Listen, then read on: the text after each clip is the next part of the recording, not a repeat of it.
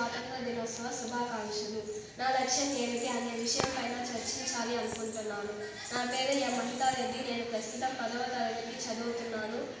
జిల్లా పరిషత్ ఉన్నత పాఠశాల ముచ్చుగోలు, శ్రీకాళహస్తి మండలం, తిరుపతి జిల్లా.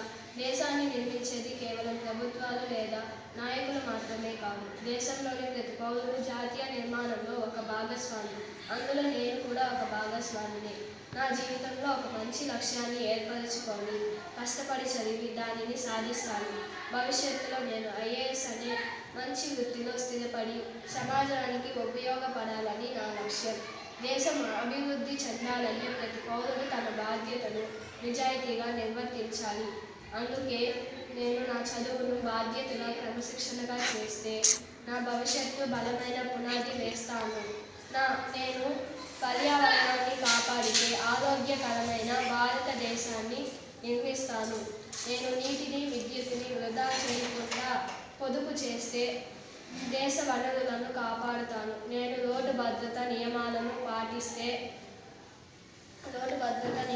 పాటిస్తే బాధ్యత కల పౌరురాలిగా నిలుస్తాను. నేను ఇతరులను గౌరవించి సహాయం చేస్తే ఐక్యమైన సమాజం నిర్మిస్తాను. నేను అవినీతికి దూరంగా ఉండి నిజాయితీగా జీవిస్తే మంచి భారతదేశానికి నా వంతు సహకారం అందిస్తాను. భవిష్యత్తులో నేను ఒక ఐఏఎస్ ఆఫీసర్ అయ్యి నేను జ్ఞానం, నైపుణ్యం కేవలం నా కోసం కాకుండా నా సమాజం మరియు నా భారతదేశానికి ఉపయోగిస్తాను. నా కల ఒక్కటే, నేను ఈ సమాజాన్ని, ఈ దేశాన్ని మార్చాలనుకున్నా. అదే నా మొదటి కళ. సమాజంలో చూస్తున్నాం అవినీతి ఎంతగా ఉందో. అందుకు నేను అనుకున్నాను నేను మారితే నా కుటుంబం మారుతుంది, నా కుటుంబం మారితే నా ఊరు మారుతుంది, అలాగే ఈ సమాజం మారుతుంది. అందుకు నేను ఐఏఎస్ అవ్వి ఈ సమాజం మార్చాలనుకున్నాను. అందుకు నా వంతు కృషి చేస్తాను. అభివృద్ధి చెందిన భారతదేశం, వికసిత్ భారత్ నిర్మాణంలో నేను భాగస్వామిని అవుతాను.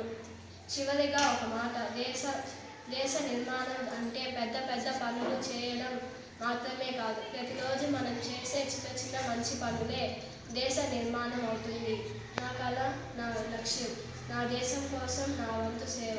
కాబట్టి నేను గర్వంగా చెబుతున్నాను, నా బాధ్యత మన భారతదేశం, మన కృషి మన భవిష్యత్తు, మన ఐక్యత మన బలం.